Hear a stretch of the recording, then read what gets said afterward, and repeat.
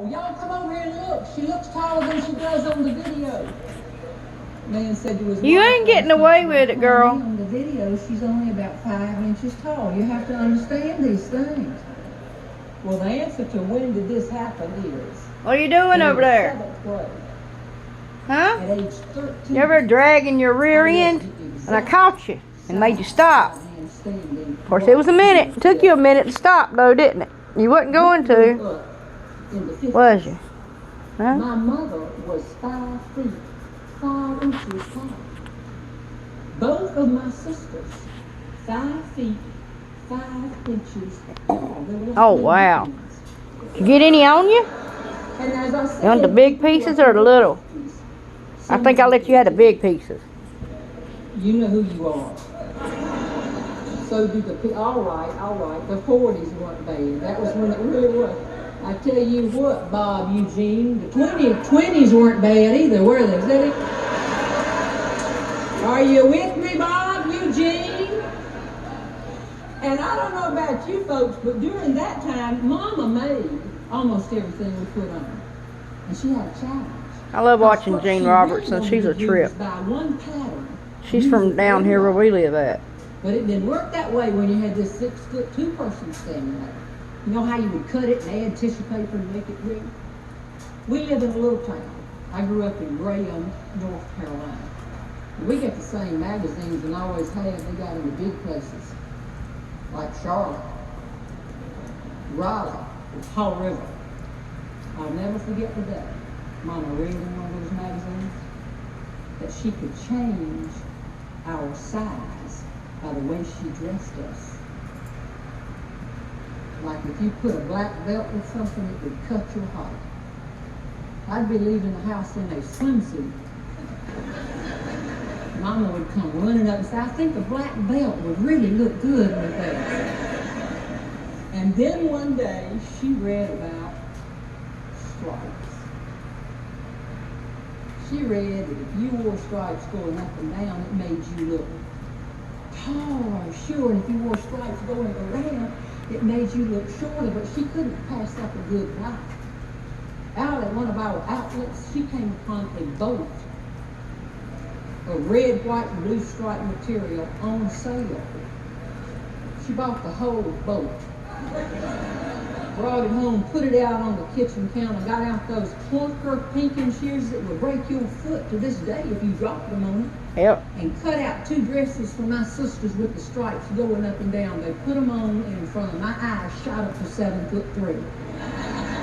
I thought, she keeps cutting in that direction, I'm gonna look over 9 feet tall. But Mama turned that material. She cut out a dress for me with the stripes going around. From below my neck to below my knee, I was like one of those big spinning tops, you remember? If somebody could have come up behind me and gotten their hand on my head and done like that, I'd have just spun right up the whole sidewalk. And the 3 of us put on those dresses and we went downtown together. We walked toward Merchants and they got dizzy and had to hold on to the wall.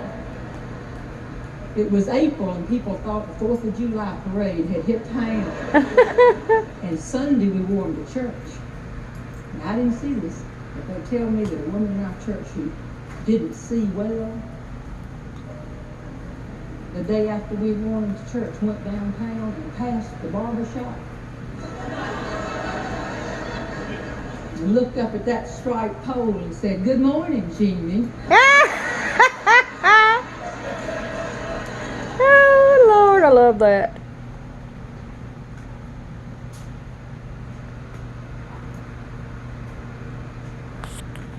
Are you finally done, Izzy? I love to look for humor every day. I think we find what we look for.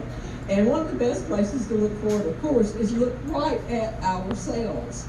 Do y'all think that I have a Southern accent?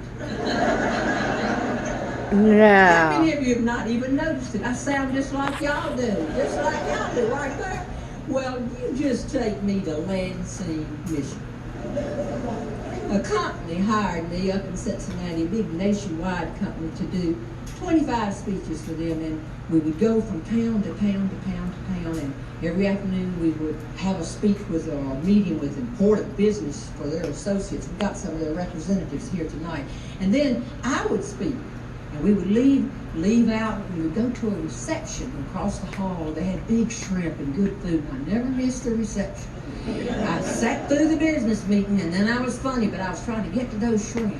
When I had stayed a while and talked to people, and I do love to meet people and talk to people, after a while I would find my contact for all of this tour, and I'd tell him I'm going to the room, what time are we pulling out in the morning and do this in another city the next night. And that contact's name were the initials, J.F. This is like the South.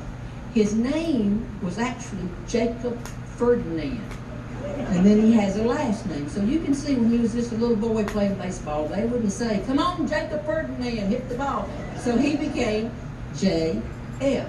And I was standing over here looking for J.F. to tell him I was leaving, and I was on my tiptoes because he's a tall man and I could usually find him. And a woman with the Marriott in Lansing, Michigan, with a tray of food came up and saw me, and she said, ma'am, can I help you, please? And I said, yes, I'm looking for a tall guy, actually a good-looking guy. She said, well, aren't we all? I said, no, that's not it at all. This is business. But I tell you what, when you walk around with that tray of food, if you pass a tall guy who has on a name tag that has JF, you point him over in my direction. And she said what we have all heard when we live in this area of the country. She said, what part of the South are you from? Now, I knew it was my accent, but I played along. I said, oh, how did you know? She said, because, ma'am, in Lansing, Michigan, we pronounce the name Jeff with one syllable. Jeff. Not J-L. J-L.